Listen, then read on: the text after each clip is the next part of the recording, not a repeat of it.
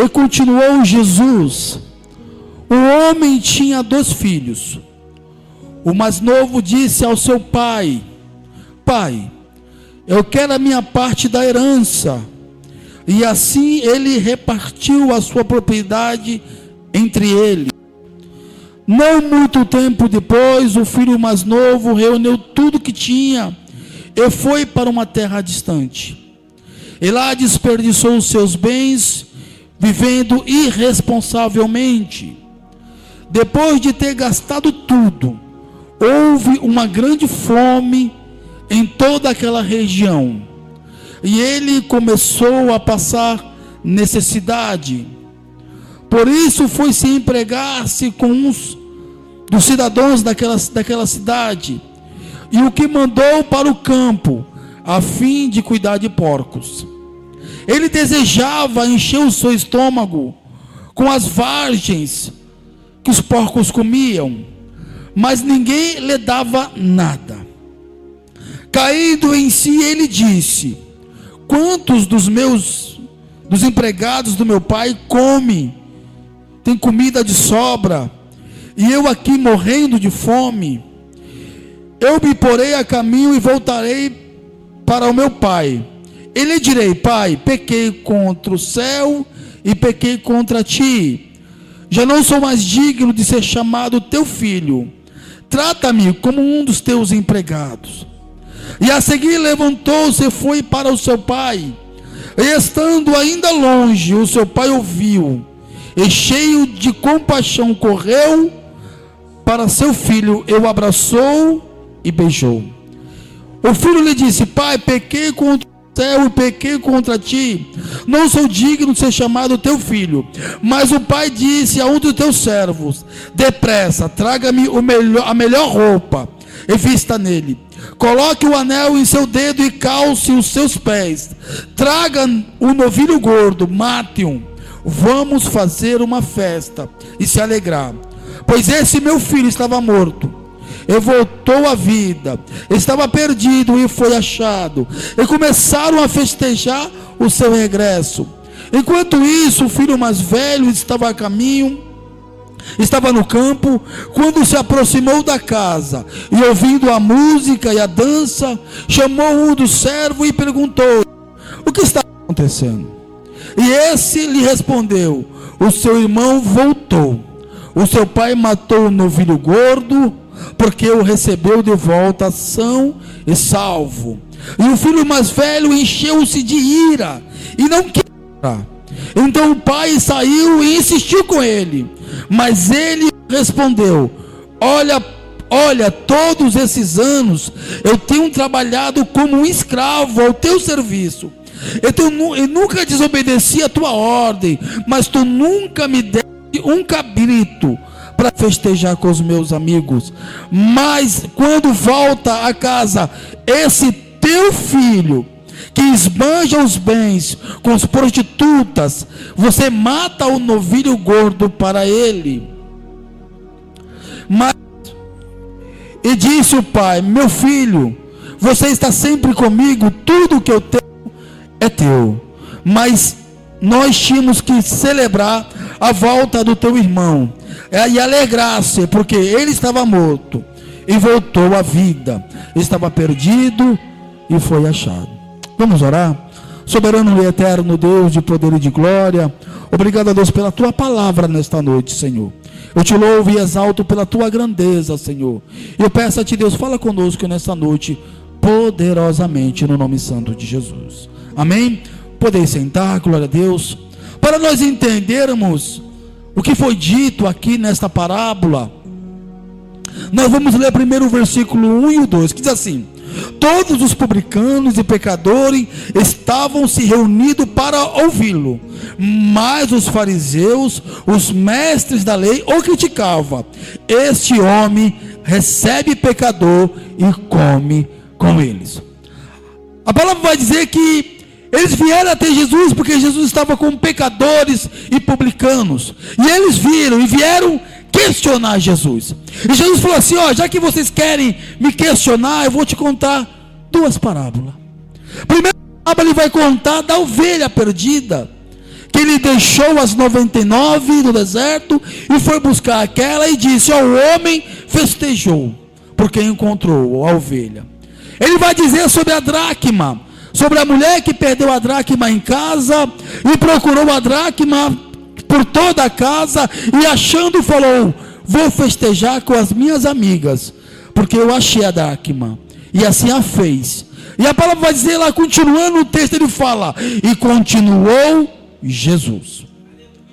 E continuou Jesus, ele disse: o pai tinha 2 filhos, e o mais novo chegou para o pai e disse: pai, eu quero a parte que me cabe. E o pai repartiu a quantidade, a herança, e deu para os irmãos. Eu coloquei o nome desse título assim: qual é a nossa decisão nesta noite? Qual vai ser a minha decisão nessa noite diante do texto que vai ser ministrado nesta noite? A parábola do filho pródigo é uma das mais conhecidas, porém a mais profunda e que normalmente percebemos. Jesus a contou para um público específico, ou seja, os fariseus e os escribas, homens religiosos, rígidos, moralistas, murmuradores, dizendo que Jesus recebia pecadores. Essa parábola não fala apenas de um jovem rebelde, ele vai falar de 2 filhos, ambos longe do coração do pai. Ela vai dizer que um estava longe pela sua rebeldia, porque resolveu simplesmente pegar tudo que ele tinha e sair no mundo, e sair para uma terra distante. Ele vai dizer que o outro também era rebelde, porque estava longe dentro da sua religiosidade. E é assim que muitas vezes nós agimos. Muitas vezes nós estamos dentro da igreja, dentro do templo, mas nós estamos perdidos. Muitas vezes nós fazemos parte dessa família, mas nós se achamos no direito de falar: Senhor, eu não quero mais viver esta vida. Senhor, eu não quero mais estar diante de Ti e fazer parte dessa família. E simplesmente falamos: Senhor, eu não volto mais aqui. Eu não quero mais estar perto de Ti. O centro da mensagem aqui, na verdade, é o Pai. Porque por mais que o Pai nos conheça, o meu e o seu coração, Ele nunca vai deixar de nos amar. Ele nunca vai nos desprezar. O que o Pai quer de mim e de você é reconciliação. O que o Pai quer de mim e de você é que nós façamos por amor, que nós façamos para a glória dEle, façamos para que o nome dEle seja glorificado. Quando eu e você deixamos de dar glória, nós não estamos glorificando ao Deus que nos resgatou, ao Deus que nos tirou do lamaçal de pecado e nos colocou na posição de filho. A palavra nos fala lá em Efésios que o que estava destinado para nós era morte. Fala assim: e todos estávamos mortos em delitos e os nossos pecados. E agora eu e você fomos chamados, restaurados, colocados diante do Pai. E qual é a nossa atitude que nós temos diariamente? A palavra aqui ela nos revela 3 caminhos. Primeiro caminho, a da rebeldia. E quantos de nós não somos rebeldes? O segundo caminho, do legalismo. O que é legalismo? Legalismo é colocar fardo, colocar nas costas do irmão o que não está na Bíblia. Isso é legalismo, é religiosidade. Ele está falando sobre isso. Ele vai falar do caminho da graça, do amor, o caminho do Pai, que sempre tem o prazer de nos esperar, de sempre ter o prazer de nos ouvir, de sempre ter o prazer de estar do nosso lado. Mas eu e você temos o desprazer muitas vezes de não adorar e nem exaltar a este Deus. O sermão mostra-nos o caminho e a manifestação, e que qual será a nossa decisão. Qual vai ser a nossa decisão ao término desse sermão? O filho mais novo rebelde se afasta do pai. o pai da graça para restaurar. O filho mais velho, legalista, se endurece o coração. E qual será o caminho e a decisão que nós vamos tomar?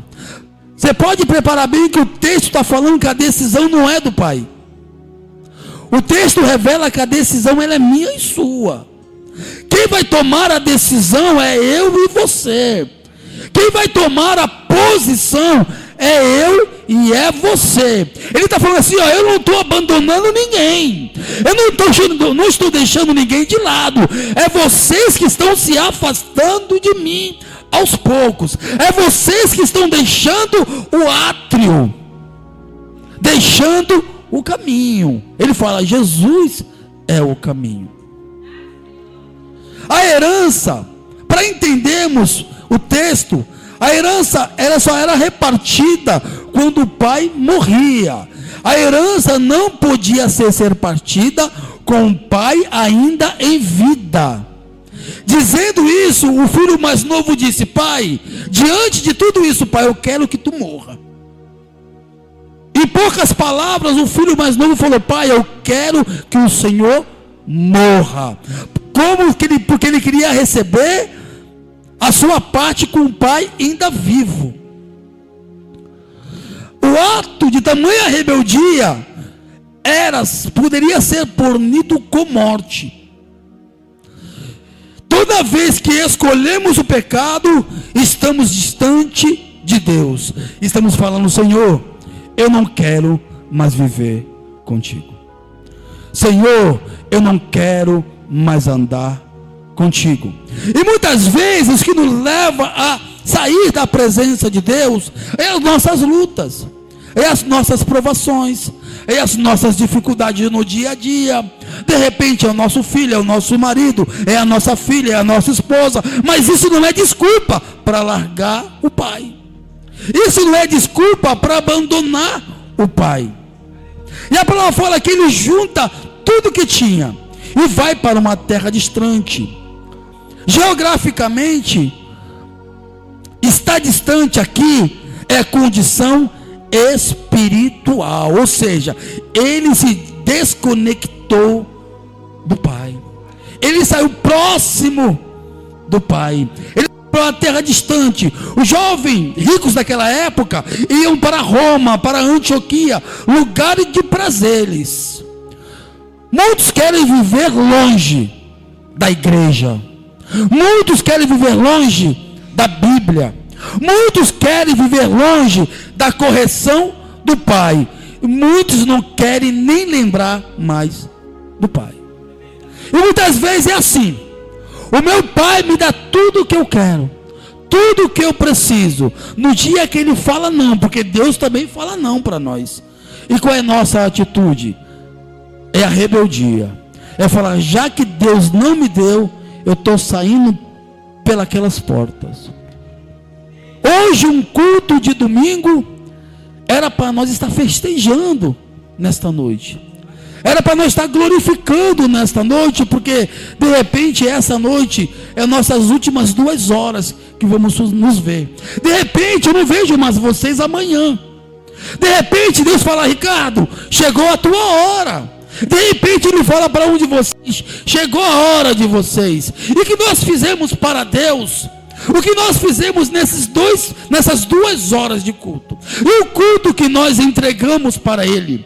Semana passada eu ministrei a palavra o culto racional. O que é um culto racional? Não é um culto com entendimento, não é um culto com sabedoria. O culto racional é um culto da pessoa que quer estar com Deus.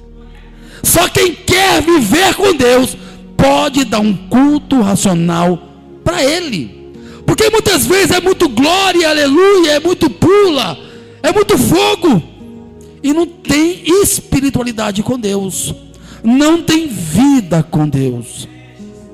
E ele fala que tudo acabou, veio a fome, a necessidade e a vergonha. É assim mesmo que acontece comigo e com você. Quando nós se afastamos de Deus, vem a necessidade, a humilhação e vem a vergonha. Porque o mundo não pode dar para nós o que o pai dá. O pai dá abrigo, o pai dá comida, o pai dá saúde, o pai dá vida, o pai abre caminho onde não tem caminho, e se preciso for, ele abre para você passar sobre terra seca. Esse é o pai que nós temos, mas nós somos especialistas em abandonar o pai. Ele está falando de dois filhos, um filho que está dentro da casa e um filho que saiu. O que saiu, ele está passando vergonha no mundo, e o filho que está dentro está longe do pai, porque ele trabalha por recompensa. E temos que fazer para Deus, não porque ele fez, mas porque ele é. Não porque o que eu faço, mas porque ele fez por mim na cruz. Glória. O ser humano se move por três forças, e isso é verdade. O que move o ser humano? Primeiro, o que move o ser humano primeiro é a necessidade. Quando o homem ele não entende que o propósito é maior do que a necessidade, ele não entende o Deus que está servindo.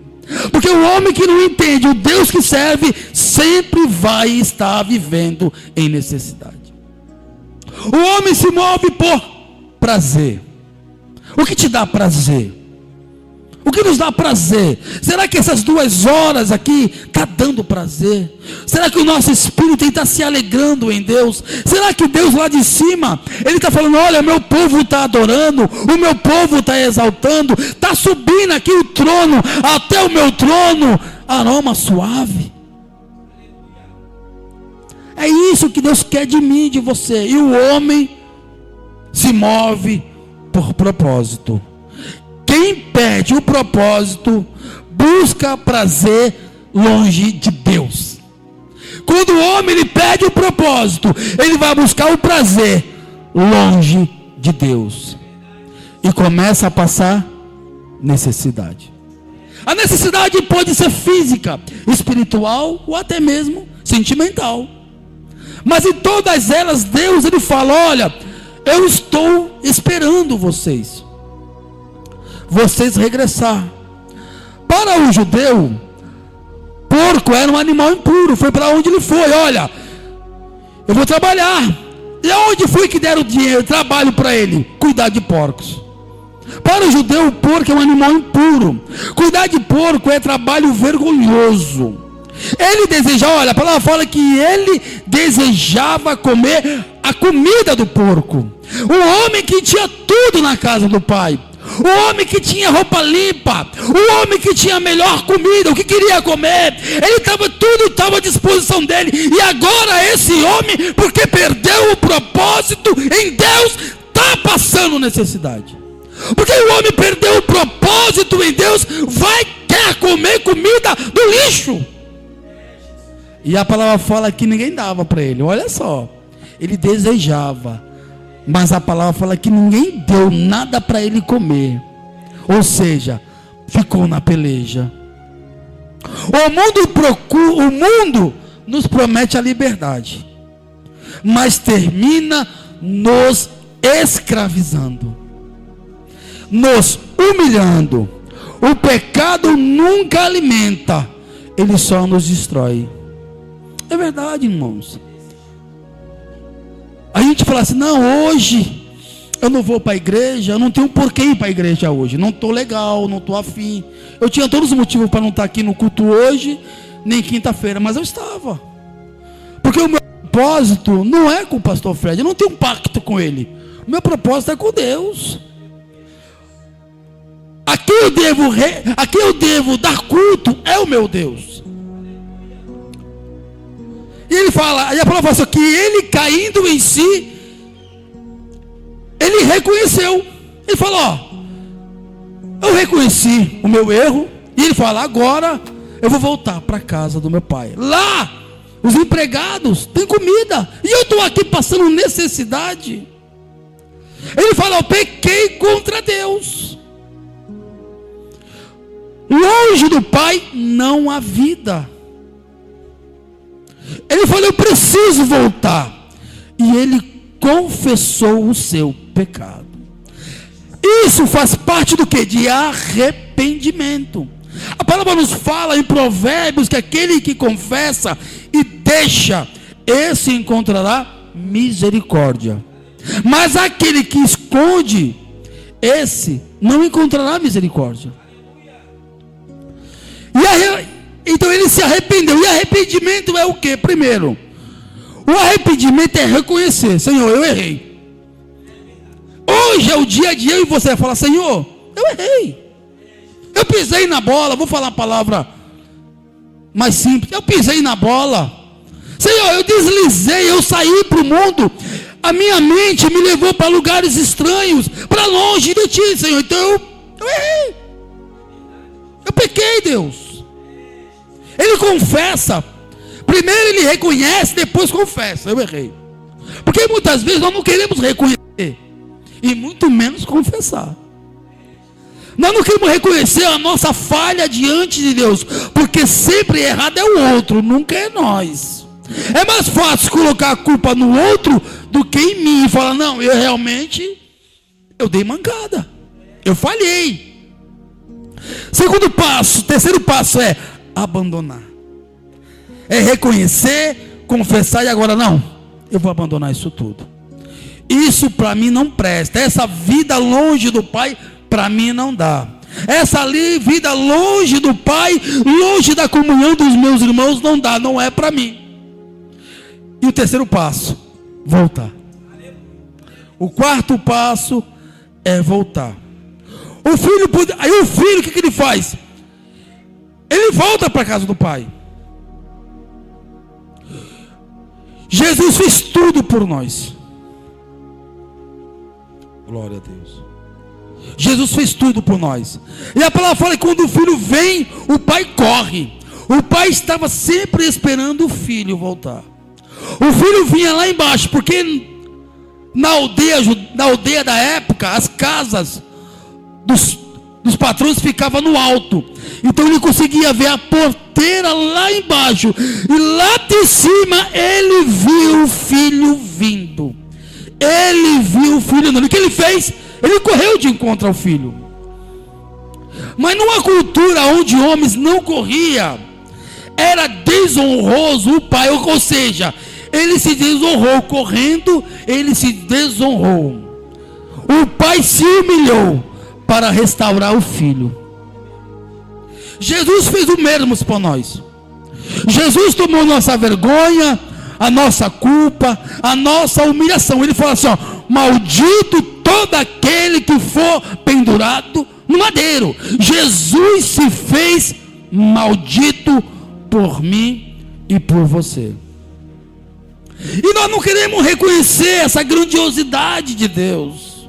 E nós não queremos reconhecer o Deus que nós servimos. Porque é mais fácil nós dar um passo para trás. Porque quando chega no limite entre o arrependimento, a conversão e a vida com Deus, sempre é mais fácil regredir. E é o que nós fazemos. Muitas vezes nós não vamos para frente, muitas vezes com medo. Muitas vezes com medo do que vai acontecer amanhã. Mas Jesus fala para mim e para você nesta noite: não tema o amanhã, porque o Deus que tu serve, Ele está no controle de tudo. O amanhã está na mão do Senhor, Gileno. Deus conhece a tua vida. O teu amanhã está na mão do Senhor. E quem está com o Senhor pode passar o vento, pode levantar-se o mar, vai ferver a fornalha, mas quem está com o Senhor continua firme. E muitas vezes nós acovardamos em regressar para a casa do Pai. Nos acovardamos e dá o segundo passo. Porque o primeiro passo quem deu foi Deus. Esforça-te, tem bom ânimo. Glória a Deus, aleluia, Jesus. O filho poderia ser apedrejado, ou seja, a lei, pela lei, o filho voltando para casa de boa banana, o filho, pela lei, ele teria que colocar tudo de volta na mão do pai. Ó pai, o que eu peguei está aqui, ó, é teu, estou te devolvendo. Mas o filho correu o risco de ser apedrejado. Mas o pai sabia que ele seria apedrejado. E o pai corre e o abraça com o seu próprio corpo, protegendo-o da condenação. E foi assim que Deus fez comigo e com você. Ele corre na nossa direção antes que haja o julgamento. Quem é você e quem sou eu? Se não fosse o nosso Pai eterno correr ao nosso encontro, nos abraçar dizendo: ninguém vai jogar pedra nela e ninguém vai jogar pedra nele, porque toda a humilhação que está sobre ela e sobre ele eu coloco nas minhas costas. Foi assim que Deus fez por mim e por você. Então, quando você se sentir pequena, e quando você se sentir pequeno, menosprezado, fala: Senhor, tu vive e reina na minha vida. Porque o diabo tem prazer em humilhar o homem, o diabo tem prazer em humilhar o irmão ou a irmã, mas o nosso Deus fala: continue remando, continue andando. E ele fala: olha, coloca nele a melhor roupa. Ele voltou, eu abracei, ponha nele a melhor roupa. E sabe de quem era a melhor roupa? Do pai. Não tinha melhor roupa, a melhor roupa era do pai. O pai vestiu ele com a sua própria roupa. Foi assim que Jesus fez por nós. Nos cobriu com o seu sangue. E muitas vezes nós não queremos dar esse valor para esse Jesus. Aí faz: coloca o anel no dedo dele. O anel simboliza autoridade. Ele fala: ó, estou te dando a autoridade que você tinha, estou te devolvendo e estou te colocando de volta. Você continua sendo meu filho, você continua sendo minha filha. Ninguém vai apagar o que eu fiz por você, ninguém vai te dar o que eu dei por você, e ninguém vai apagar o nome que eu te dei no livro da vida. Glória a Deus. Ele falou: coloca nele a sandália também, porque ele não é escravo. O escravo andava descalço, mas ele não. Coloca nele a sandália, dizendo para ele: você não é escravo para andar descalço, você é o meu filho. Deus nos conhece. Deus não nos conhece como escravo arrependido, mas Ele nos conhece como filhos restaurados. Nós fomos restaurados por Ele. E Ele falou agora: mata o bezerro gordo. Mata o bezerro gordo. O bezerro gordo, ele era guardado para ocasiões especiais. E hoje não tem uma ocasião mais especial hoje na sua vida de reconhecer que quem nós somos e quem Ele é.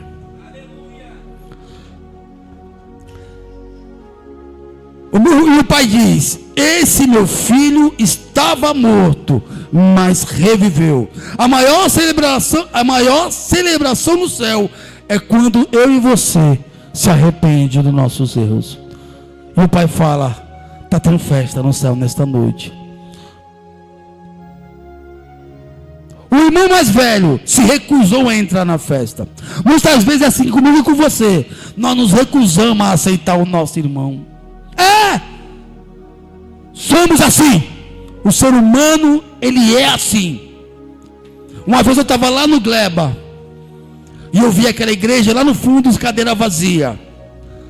E na minha cabeça vinha assim, um homem sentando bêbado naquela cadeira. E falava assim para mim, Deus falou no meu íntimo: você está vendo aquele homem sentado na cadeira que todos desprezam? É ele que eu amo. E muitas vezes aquele que deixou a casa do pai, ele regressa, o que ele encontra? Desprezo. O homem e a mulher, ele deixa a casa do pai, o que ele encontra? Indiferença. Deixa ele aí, uma hora ele se cansa e vai embora, uma hora ela se cansa e vai embora. Mas o nosso Deus não é assim. Glória a Deus.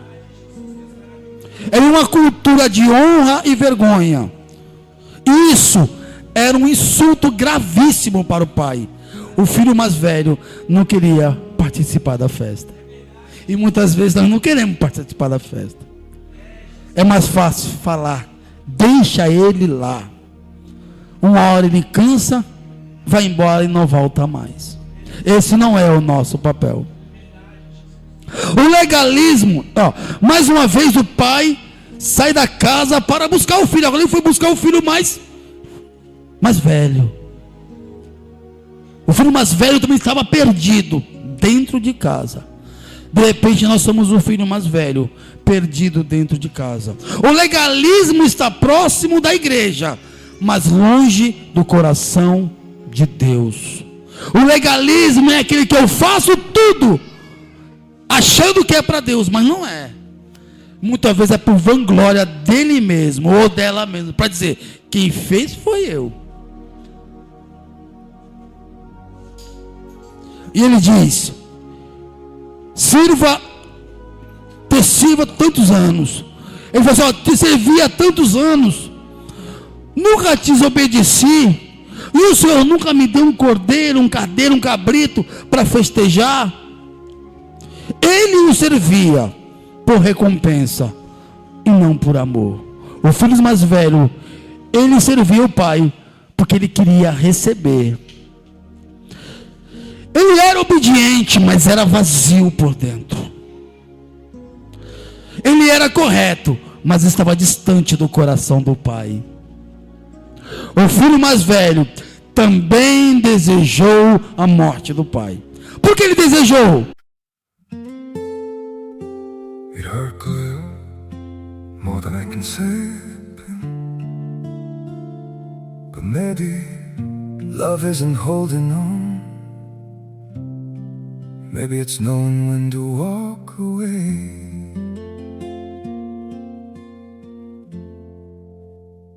We try to hold what we're slipping through, like sand running from our hands. Every promise started losing shape. We couldn't be what we once planned. Your eyes would look right through mine, like you were already gone. We stayed too long in a fading light, trying to prove we still. It hurt good, more than I can say. But maybe love isn't holding on. Maybe it's knowing when to walk away.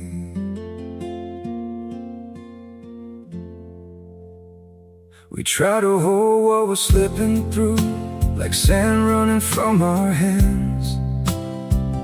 Every promise started losing shape. We couldn't be what we once planned. Your eyes would look right through mine, like you were already gone. We stayed too long in a fading light, trying to prove we still. It hurt good, more than I can say. But maybe love isn't holding on. Maybe it's knowing when to walk away.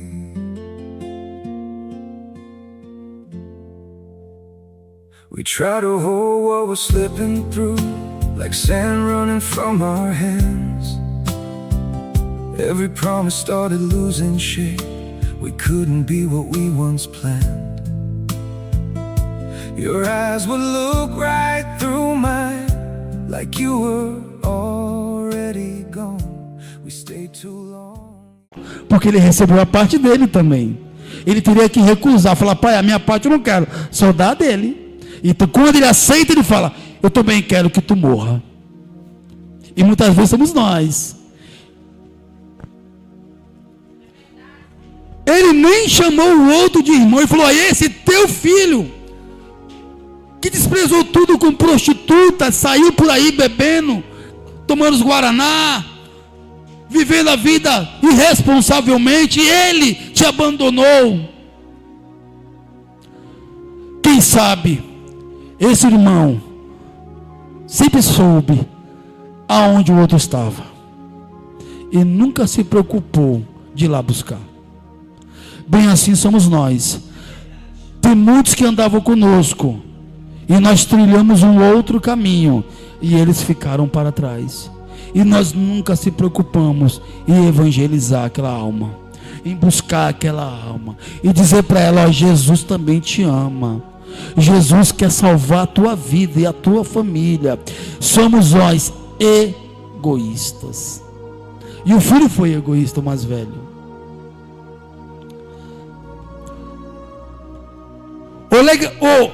O legalista só vê pecado no outro, nunca vê pecado nele. Essa mesmo é verdade.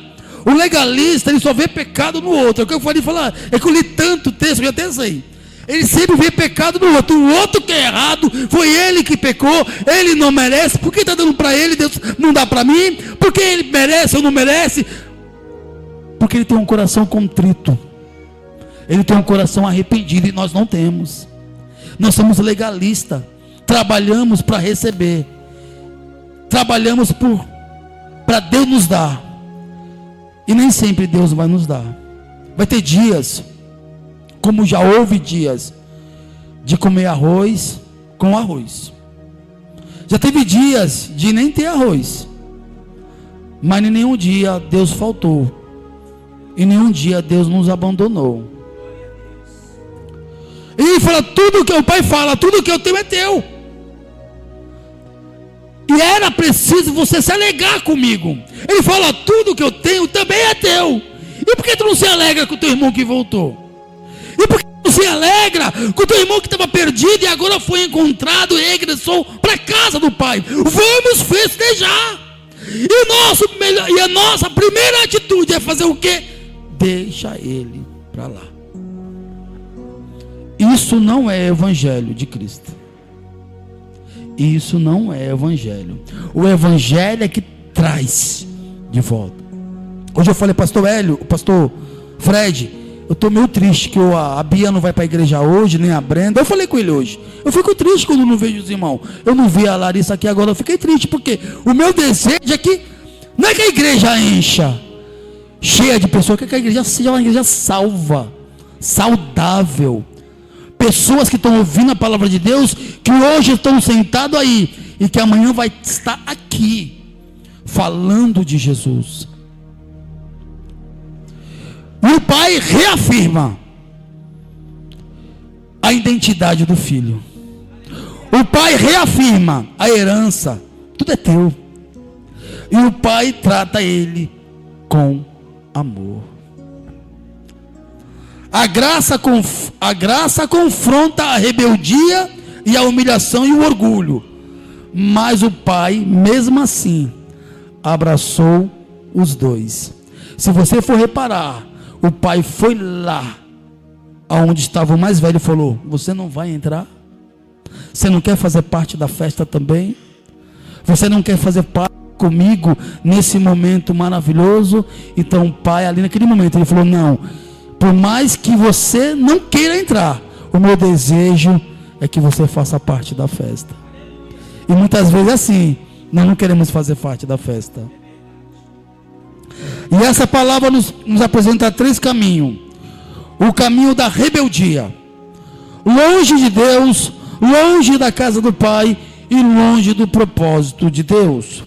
O caminho do legalismo, perto da igreja, mas longe do Pai. Coração duro, falta de amor, amargura e justiça própria. O caminho da graça, o caminho do Pai era o quê? Ver antes, correr antes, abraçar antes e restaurar completamente. Esse é o desejo do Pai. E agora, a pergunta que eu fiz no começo: qual será a nossa decisão? Diante de tudo o que foi dito, que decisão nós vamos tomar? Vamos deixar a nossa vida de pecado e voltar para a casa do Pai?